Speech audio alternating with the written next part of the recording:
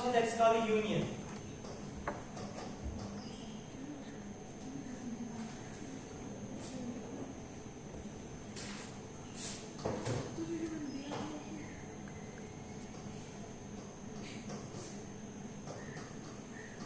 Lecture number 3 में हमारा जो टॉपिक है that is operation on sets. Operation of sets में जो पहला ऑपरेशन है that is union of sets.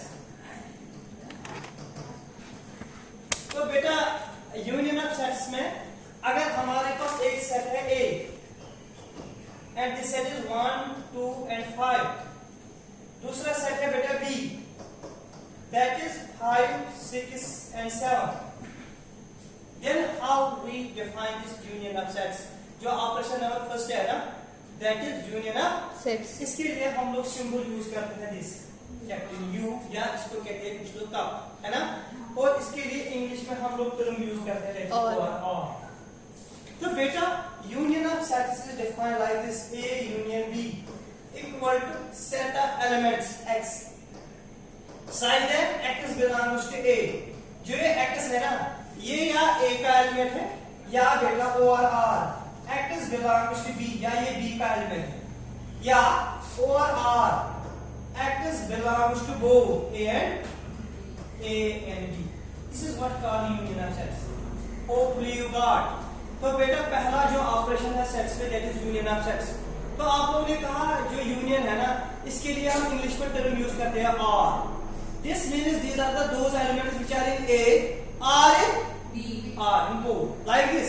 यहां पर आप लोगों ने कहा तो सर यहां से ए यूनियन बी हमें क्या मिलेगा, बोलो आप लोग मैं लिखूं ए के सारे एलिमेंट लिखेंगे सबसे पहले 1 2 5, इसके बाद 6 7, लेकिन यहाँ पर भी 5 था, आप लोगों ने कहा रिपीटिशन इज नॉट अलाउड, तो that is why these are the element which are in A or in B or in both. आप देखो 5 ये दोनों में है, ए में भी बी में भी। अगर देखेंगे आप 1 2 किस में है, ए में। अगर देखेंगे 6 7 बी में।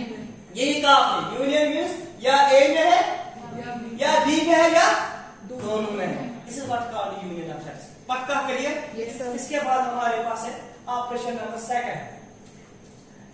This is next your page। तो बेटा ऑपरेशन ऑन सेट्स में दूसरा जो ऑपरेशन है that is called intersection. Intersection of sets.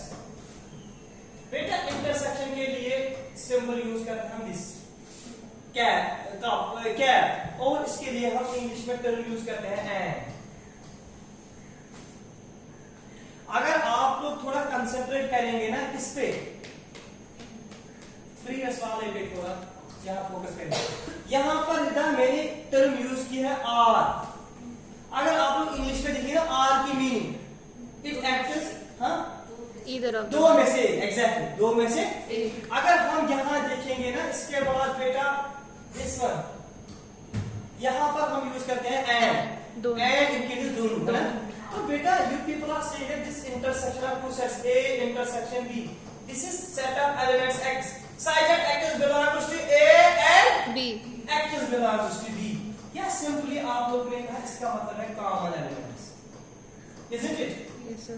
यहां से बेटा मैं एक टर्म आपको क्लियर करूंगा जिससे आपको क्लियर हो जाएगा। एक नई term intersection means both A और B, दैट मींस कॉमन। से आप लोग ने कहा मेरे पास सेट है बेटा A में है 1 2 and 3 और B में है सर 3 4 5। अगर मैं बेटा आपसे पूछूं A इंटरसेक्शन B क्या आएगा, A इंटरसेक्शन B 3 बस 3 आएगा, है ना। वो जो काम है दोनों में, है ना 3। This is what called intersection. अब यहां से बेटा आप लोग थोड़ा देखना, अगर मेरे पास सेट है 1 5 7 और दूसरा सेट है B 0 2 4, आप में से मेरे कोई बोल सकता है A इंटरसेक्शन B? कोई कॉमन एलिमेंट्स नहीं है।